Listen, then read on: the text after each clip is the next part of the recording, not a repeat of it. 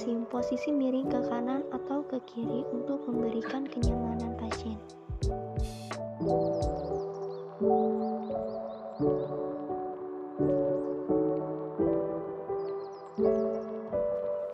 Selanjutnya adalah posisi Trezelenburg.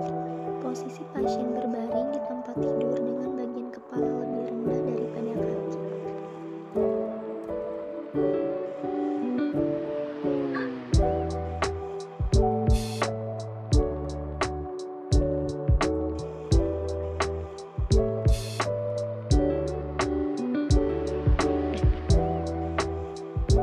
Selanjutnya adalah posisi dorsal recambum, yaitu posisi berbaring terlentang dengan kedua lutut fleksi, ditarik atau direnggangkan.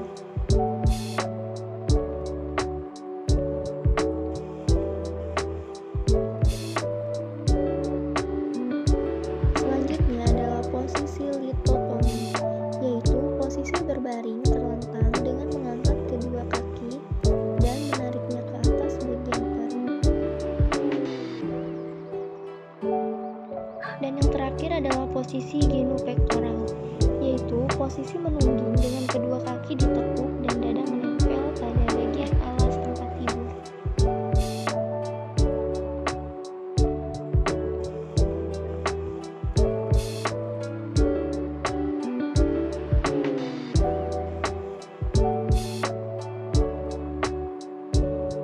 Sebelum melanjutkan tindakan, pakai handscoon terlebih dahulu dengan menggunakan prinsip sterilitas.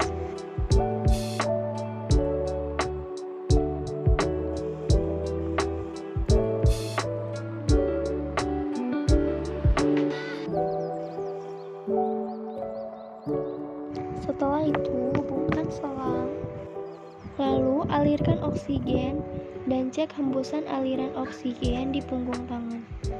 Sebelum melanjutkan memasang nasal kanul, matikan terlebih dahulu oksigennya. Baru lakukan pemasangan, dimulai memasukkan selang oksigen pada lubang hidung pasien. Lalu sesuaikan ukuran dan nyalakan saluran oksigennya.